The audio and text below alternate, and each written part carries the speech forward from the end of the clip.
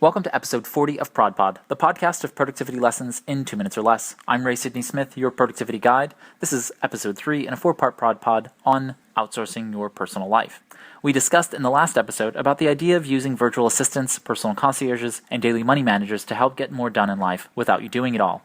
However, the number one objection I get to hiring these outsourced mavens of productivity is money. While I can show you the cost of your time when you're doing tasks better suited for delegating, and how much feeling fulfilled saves you in life long term, there are many who will just not spend the money. So in this episode, I will be explaining for you how to use an age-old concept of outsourcing tasks for greater productivity, bartering. You know what bartering is. You have an apple, and I want to buy an apple. And I have an orange, and you want an orange. But neither of us has any currency. So we decide that instead of buying the fruits from each other or from a market, we'll just exchange your apple for my oranges. It turns out that we can translate bartering vis-a-vis your productivity.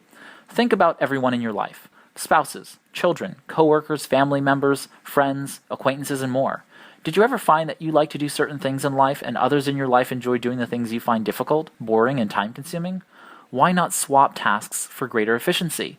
For example, do you hate grocery shopping but love doing laundry? Ask your friend who lives nearby if she or he would be willing to swap duties once a week.